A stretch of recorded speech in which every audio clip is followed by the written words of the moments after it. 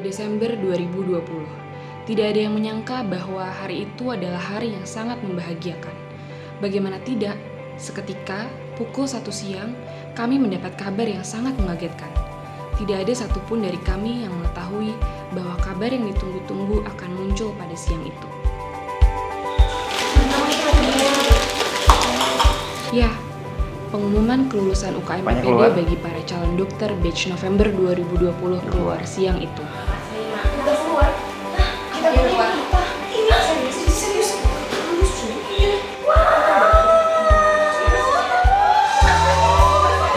Begitu panjang perjalanan kami untuk akhirnya bisa mendapatkan pengumuman yang mungkin bagi para calon dokter adalah salah satu pengumuman yang sangat ditunggu-tunggu. Namun, sebelum kami bisa mendapatkan pengumuman itu, banyak lika-liku yang kami lalui. Banyak perjuangan dan pengorbanan yang harus kami lakukan. Tidak sedikit cerita yang telah terukir dalam ingatan kami selama kami menjalani perjalanan ini, yang nantinya akan menjadi sebuah kenangan indah untuk dikenang. Mulai dari masa-masa preklinik yang menjadi awal dari kisah perjalanan kami sebagai mahasiswa kedokteran. Banyak kenangan dan pengalaman yang kami dapatkan pada masa itu. Mungkin salah satunya ini. Pasti kalian semua ingat kan momen-momen ini?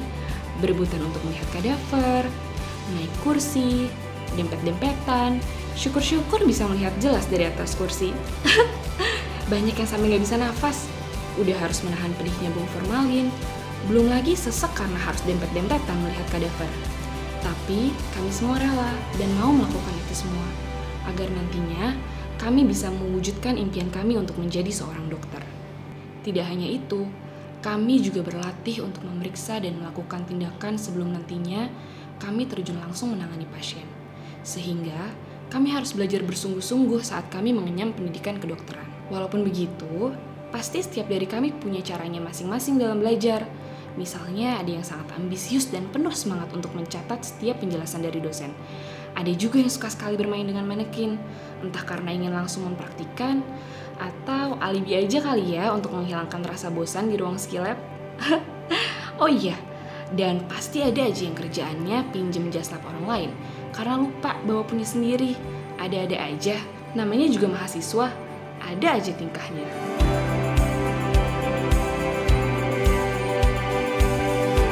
Selain itu, sejak awal kami masuk kuliah kedokteran, kami juga diajarkan sopan santun.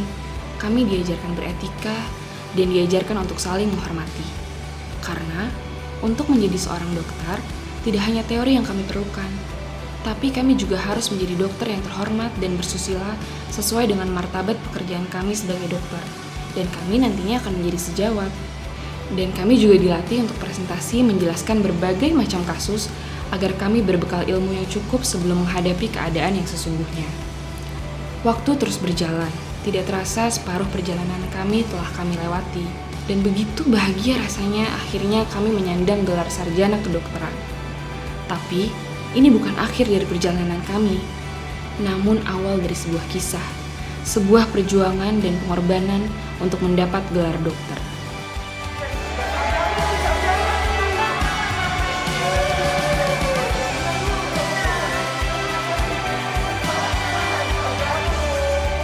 Disinilah perjuangan baru kami dimulai. Ternyata menjadi seorang dokter muda tidak seindah yang kami bayangkan. Kami harus bangun pagi supaya tidak telat laporan pasien.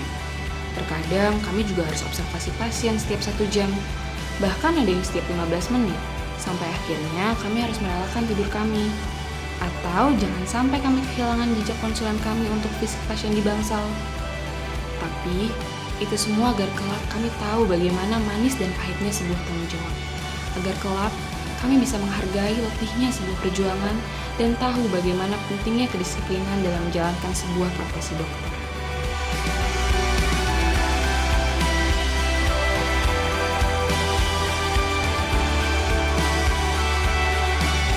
Setelah bertahun-tahun belajar teori, akhirnya kita bisa terjun langsung nih jadi dokter muda.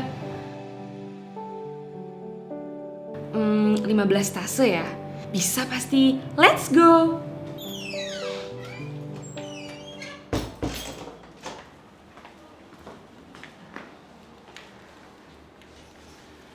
Pasien di Bangkal Dahlia ada berapa sih?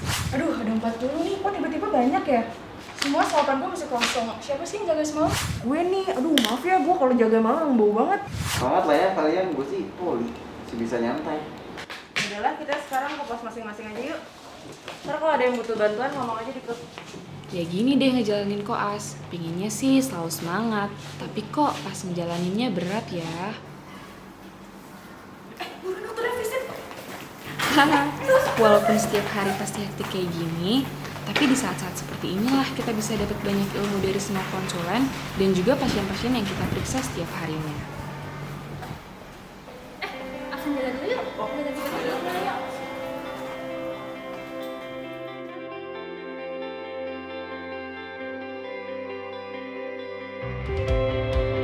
Yuk, absen. Gak bisa puling dong, capek nih. Duh, gue udah kasih tuh nanti Randy aja lah, dia kan gabut. Enak aja bu, bukan pasien gini tau. Oke, kalian lengkap. Kalau nanti malam gak ada pasien di GD, kita tentiran ya.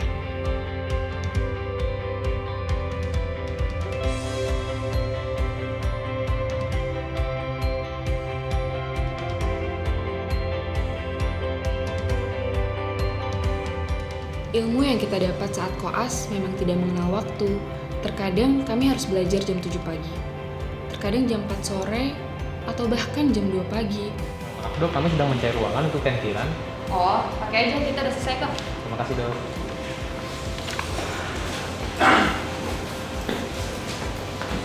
Yuk, keluar.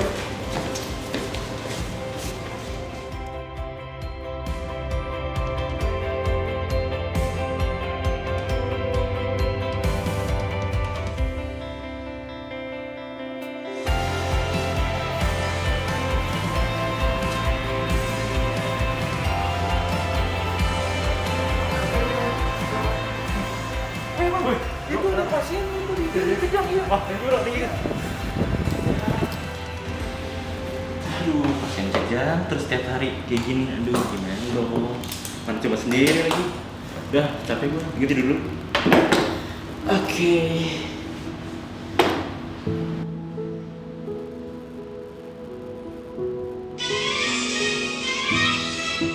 Wait, kenapa dek? Hah? Absen foto? Oh iya, lupa. Gue sana, oke. Di saat orang-orang sedang lelap dalam tidurnya, kita masih harus belajar. Belum lagi mempersiapkan presentasi morning report hasil jaga malam kami untuk kami presentasikan jam 7 pagi nanti. Sehingga kami harus merelakan waktu kami dengan orang tua di rumah. Entah karena kami harus berangkat sebelum matahari terbit atau pulang saat larut malam. Kalau diingat-ingat, memang sangat melelahkan. Ayah, Ibu, maafkan kami jika sedikit waktu yang bisa kami berikan kepada ayah dan ibu. Namun, ini semua agar kami bisa membanggakan ayah dan ibu suatu hari nanti. Karena kami yakin, usaha dan kerja keras tidak akan mengkhianati hasil.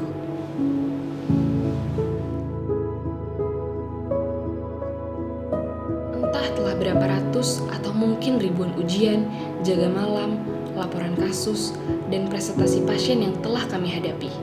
Kini, tibalah di stase terakhirku. Rasa lelah menjadi koas memacu semangatku untuk segera menyelesaikan masa-masa koas ini dan terus menanamkan dalam diri bahwa selangkah lagi aku bisa menjadi dokter. Namun, ternyata ujianku di masa koas belum berhenti sampai di sini.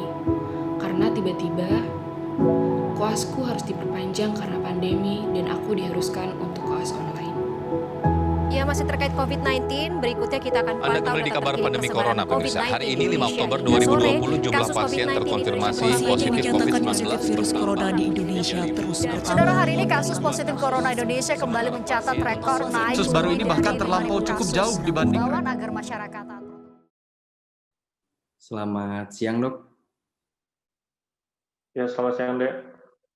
Iya dok, mohon izin dok, memperkenalkan saya Wisnu yang akan mempresentasikan materi pada hari ini dok. Iya, udah siap. Sudah dok, sudah siap dok. Kalian total ada berapa orang ya? Ada 77 orang dok, sudah lengkap untuk hari ini dok. Oke.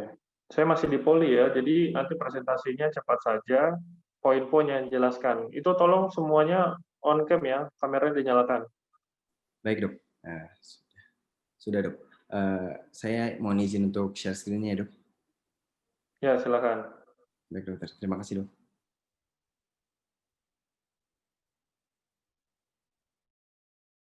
Baik, jadi untuk mengetahui bagaimana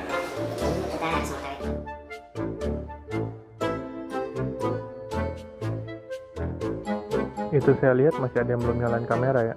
Nyalain sekarang. Di penghujung stase terakhir kami yang hanya tersisa satu ini, kami harus menjalaninya dengan sedikit berbeda. Kami harus menunda perjalanan kami dan menjalaninya secara online. Dan akhirnya, setelah 5 bulan lamanya, kami bisa melanjutkan koas kami seperti semula. Namun, tetap ada yang berbeda. Snelly yang biasa kami gunakan, kini hanya tergantung di lemari. Dan sekarang, kami harus menggunakan alat pelindung diri yang tebalnya berlapis-lapis. Ya Tuhan, semoga pandemi ini bisa segera berakhir.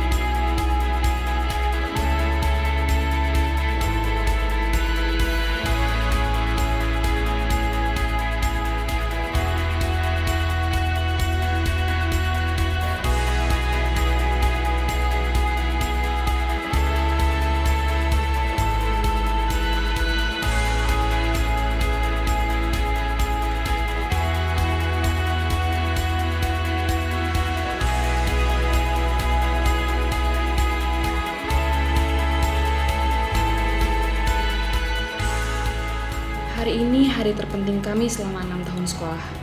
Ya, hari ini adalah hari ujian nasional kami. Semua yang kami pelajari dipertaruhkan hari ini. Tidak ada lagi yang bisa kami lakukan selain mendekatkan diri kepada Tuhan Yang Maha Esa agar kami bisa melakukan yang terbaik. Kami menyerahkan setiap lelah dan keringat kami selama koas. Kami menyerahkan setiap pengorbanan yang orang tua kami berikan dan setiap segala doa dan usaha kami kepada Tuhan.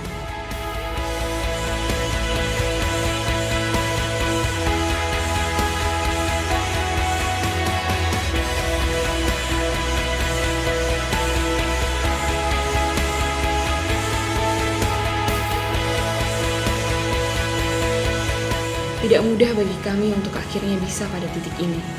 Rintangan demi rintangan telah kami hadapi. Proses demi proses kami lalui. Terima kasih Tuhan, Engkau telah mengubah letih kami menjadi bahagia, tangis kami menjadi senyuman, dan doa kami menjadi kenyataan.